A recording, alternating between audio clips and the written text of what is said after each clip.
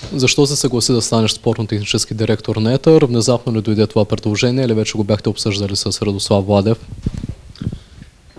По принцип, много пъти сме обсъждали състоянието на клуба и какво трябва да се промени в него. И това решение не е било внезапно. Естествено, че аз като човек, който е свързан с футбола, съм съпричастен към проблемите на нашия футбол в нашия град и на ЕТър проблемите. Така че се съгласих да помогна с каквото мога, с моя опит, да излезем от това положение, което в момента се намира ЕТър. Какви резултати иска Владев? Говорили сте за някакъв по-дългосрочен план за развитието на ЕТър? Да, говорили сме за по-дългосрочен план, но в момента пред нас стои най-вече излизането на отбора от отпадащата група, която в момента се намираме. А за в бъдеще, примерно след 2, 3, 4 години, за това говорили сте за някакъв такъв план? Значи ние трябва да гледаме първо това, което предстои днеска и след това ще остане всичко на заден план. По принцип, всеки един привърженик на ЕТър желае неговото място да бъде в първия ешелон в нашето първенство, а именно в А група.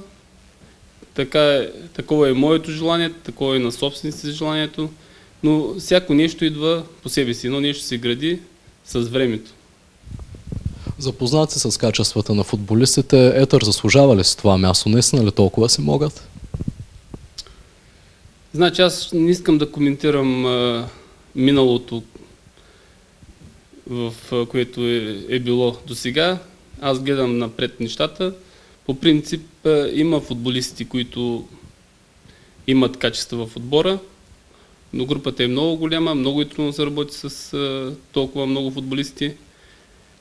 Естествено, че на този етап първото нещо, което ми се опитваме да направим, е да изградим един здрав, боеспособен отбор, който да може да има повече точков актив и да се върне към средата на таблицата, възможно по най-добрия начин и да зарадва нашите привърженици в Велико Търново. Добре, има ли пари за нови играчи или пак ще се разчита на свободни агенти на размени като тази с Генов? Значи, аз мисля, че финансов ресурс има ЕТър, да се привлекат някои качествени играчи. Няма да има проблем да привлечем такива, естествено, ако и в рамките на нормалното.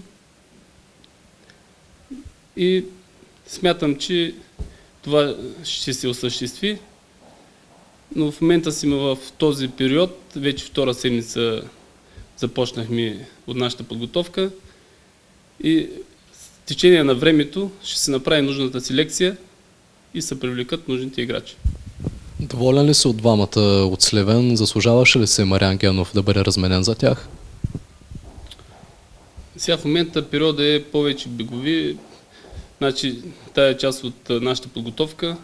Треньорите си кажат последното мнение за тези момчета.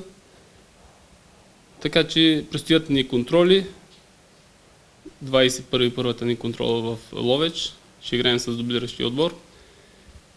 Ще се видят по-добре качествата на новите привлечени състезатели.